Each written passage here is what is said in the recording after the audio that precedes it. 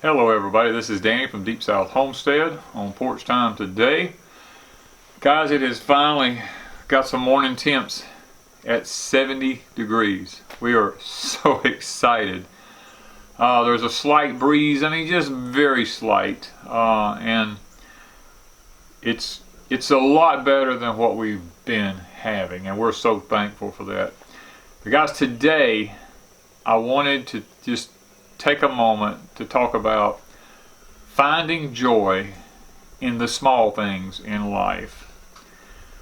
So many times as humans or people or whatever we want to call ourselves, we have a tendency to only look at the big picture, and a lot of times the things that's really important are the small things, and they just seem to slip through the cracks. What day was it? It was Sunday. We got a brief, somewhere between 5 and 10 minute shower. Wasn't hard, just a good shower. And Wanda and I, if y'all watch the videos, we went out and just danced in it because it has not rained in 6.5 weeks. And even though Sunday, we were still in the triple-digit heat indexes when that happened. We were so excited just to have that. We take the rain for granted. So many times it rains and we just get frustrated. Like last spring, it blew my fences out. It just tore up everything here, washed gullies everywhere. I'm still fixing. And we tend to get aggravated. But then when we have to endure the heat and the drought and the dust and all that stuff, and then when it does rain, we're so thankful that it actually has. And I'm totally amazed at just that little bit of rain. It wasn't even enough to even wet the ground, but everything is green this morning. I'm looking around this morning and I see green in everything where it was all just brown. And I'm amazed at how quickly something can bounce back like that. Now we're supposed to get a little bit more. Don't know if we will or not. We're praying that we will. I looked at the 10-day forecast. We have two little slim shots, around 40 or 50% chance, 2 days spaced way apart and 10 more days. But the good news is the temperatures are not supposed to be as hot as what they've been being. So guys, we're finding joy in the small things in life. And another, for instance, and this is sad, but it is what it is. Wanda and I, we film over here at our off-grid candy corn cabin, and that's where most of our videoing is done for Porch Time, and some of our other videos are done over here. We have a front steps coming up into the cabin here, and for months we've just jumped off the back of the deck down here, stepped down onto the ground, telling ourselves, we just need to build these steps. We just need to build these steps. Well, this past week, I finally broke down and went and spent the money, bought the material, endured the heat and the dust, and chiseled my way. If you watch on Patreon, you'll see where we chiseled our way, it took like 20 minutes to dig a post hole this big around and that deep. Because the ground was just like concrete. It actually bent my post hole diggers in and all that kind of stuff. And we showed some of that. We have a video coming up about building the steps over on Patreon and how we done it. And guys, as hard as it was to get those steps in, just a small thing. They're just little small steps, but it now makes it where we can park the truck around on the back side where we plan on doing our carport area at, and we can just walk in the back door. We don't even have to use our front door now. We can come in the back door and come right in. And it makes life so much simpler because it's one of the small things. But yet, we kept putting it off because it didn't seem like it was that important at the moment. We were looking at the bigger picture. We're looking at closing in the outside, doing all the soffit work, and what can we do for the kitchen cabinets on the inside, planning that, planning an ice box, planning all these things. And yet, the simple things of those small steps right back there made our life so much more joyful. And guys, that's the point that I'm trying to make. So many times, it's the small things in life that really bring us the most joy. And yet we can't get our eyes off of the big picture, because that's how we're raised in this country, is to think big. You know, I look across the land over yonder. I see my house sitting way in a distance over yonder. It's a big, nice home. You know, it's all sheetrocked, and it's the new country Victorian home, and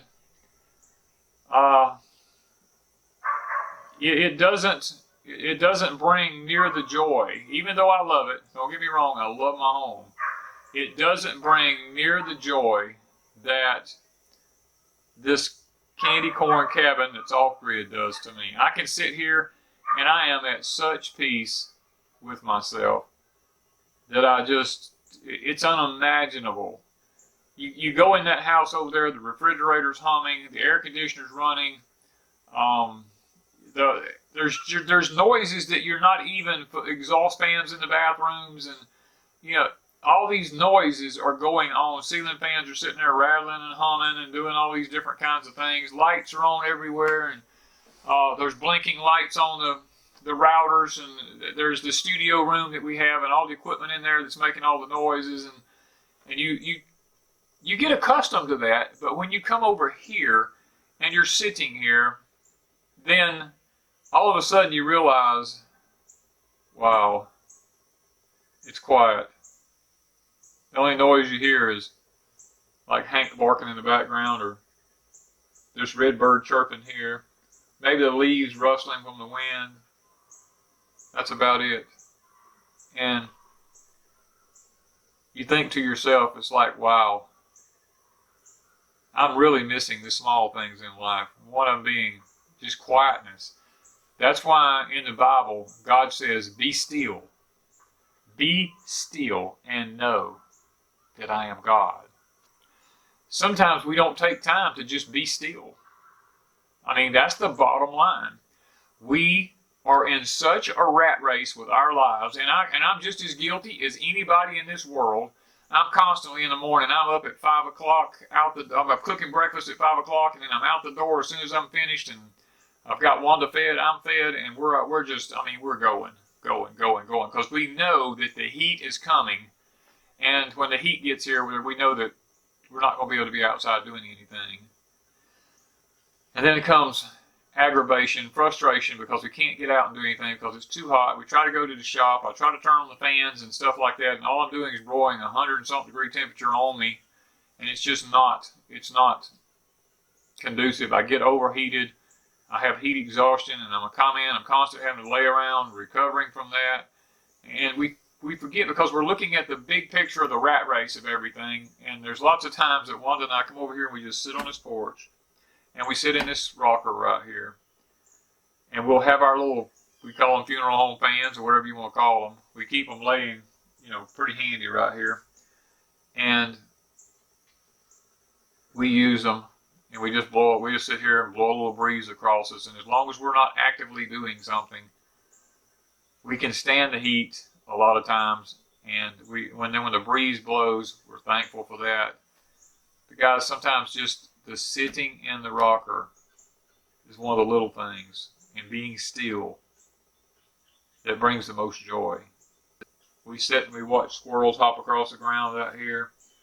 Occasionally the deer have been right here that eat the sweet potato leaves off. I mean, there's all these things that we take for granted because we're so interested in the big picture. And so many of us, and I was guilty of this for years, we're so deep in debt that we can't see daylight. If we don't go to work tomorrow, we could lose our job. If we don't go to work tomorrow, we can't pay our bills for this month. And we could lose something because we're that deep in debt. And guys, I can thankfully say that Wanda and I have gotten to a point in our life where, we owe for our tractor, don't get me wrong. We have insurances, and we're like everybody else. We got power bills, and we got insurances and gas bills, and we have all these things going on too. But the bottom line is this: everything that we have is can be liquidated, except the power bill, I guess you might say. But that brings us some joy. You know, I mean, granted, if I had to liquidate my tractor, I wouldn't have my tractor. I wouldn't have a way to, you know, do a lot of things that I do. But at the same time, it is something that if I could not pay for, it could be liquidated and I wouldn't have a problem as far as finances is concerned.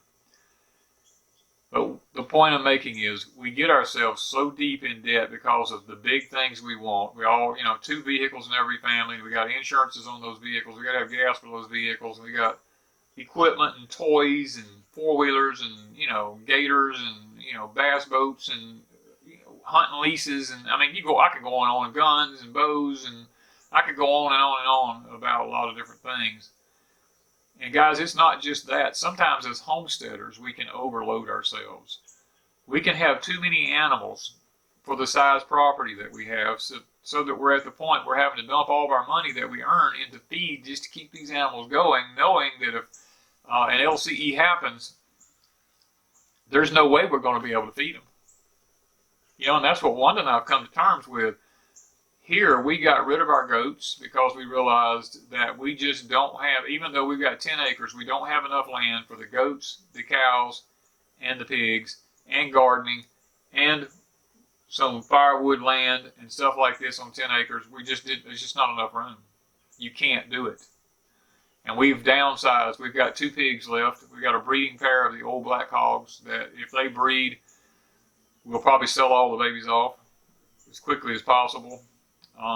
We have 2 Dexters, you know, a breeding pair of them just to raise us meat for cattle. And we've got some chickens that lays eggs, probably 10 or 12 chickens that lays eggs, and we've got some turkeys that we're fixing to butcher and send to freezer camp. And then they won't be any more turkeys. We're through with turkeys. It's not a profitable thing for us. We end up spending more money on it than we should. And guys, it's one of those things that even though these seems like little things, as homesteaders, if we're not careful, they can get to be a big thing and they can overwhelm us, and we lose the joy of the little things. Now, the chickens are a joy to watch. They get out and scratch around in the yard. They're a little thing. It's a joy of watching them. Watching the 2 cows in the field out here grazing, being content, that's a joy for us, you know.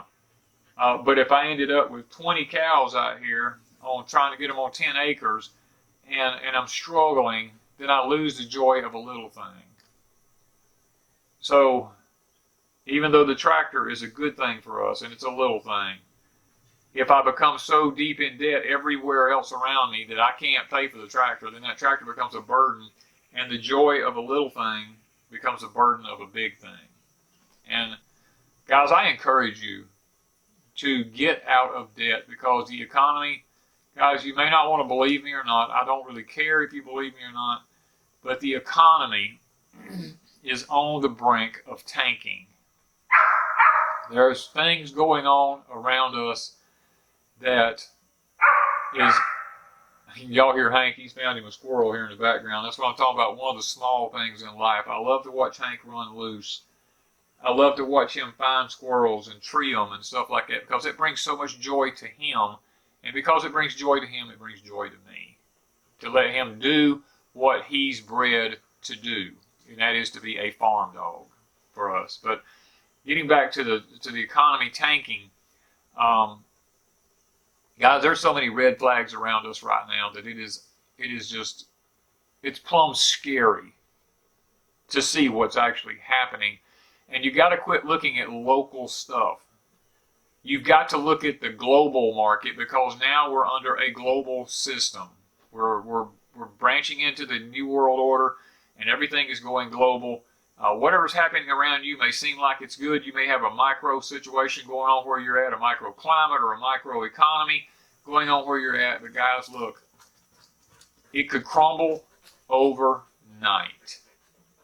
And we have been taught in this country that we're too big to fail. And that is not true. The Bible plainly teaches us that at some point we're going to fail. And there's nothing wrong with that. it's because it's part of a divine plan. And our Creator gives us wisdom enough to know that we should prepare for whatever it is that's coming. Like gardening. Wanda and I have been guilty of this, of planting so much stuff in such a big area that we can't really take care of all of it, and it becomes a burden to us, and we end up losing some stuff, where if we would take the time, and we're really trying hard on this, is to take the time and to pick out a couple of small garden spots, and really, I'm talking about really put the effort into them, with the irrigation system and the fertilization system and the row covers and the ground covers. And if we could ever get to that point where we could afford to do all of this, I believe our gardening would become a lot more easy for us. It's just that Wanda and I, through experience, has learned that in order to sustain yourself for a year and beyond with canned goods, you've got to be able to raise a certain amount of food. And you're not going to do it on a 40 by 60 garden. One 40 by 60 garden is not going to produce enough food for you to last for years. It's just not going to do it. We've tried it through every way possible. I mean, by the time you figure Irish potatoes, sweet potatoes, corn, and corn alone takes a big area. And then you've got beans and peas and green beans and snap beans, and English peas and carrots and tomatoes and peppers, and there's just not enough room to do that in a small spot and produce enough food to last for a year and have enough to can the hundreds of jars that we can every year, so that we don't have to go to a grocery store and buy food. The point I'm making here is, if we're not careful, something that brings a joy to our life, like gardening, which is a small thing for us, it is, but if we burden ourselves down too much, then it becomes a big thing, and then we lose the joy of what we really intended on doing. Because gardening, if it's done right, can be one of the biggest joys. You take something that's, and this is amazing how this happens, you take something that's dead, which is a seed, it's dead. It has a shell on it, just like a coffin or whatever you want to call it, and you put it in the ground, and as moisture softens the shell around the outside of it, it springs life to what's on the inside of it. And as a farmer or a gardener, you have no clue once you put that seed in that ground what's going to happen.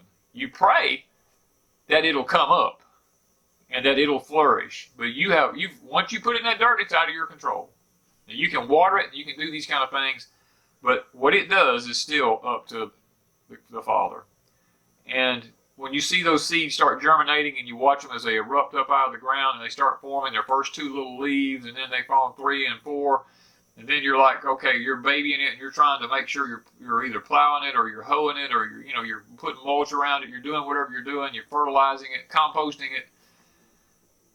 The joy that it brings to see that dead seed come to life and produce fruit and vegetables that have such a good taste and is so life-sustaining to you and your family. To know that you've done that and you've provided for your family brings such joy to one's soul that it's unimaginable.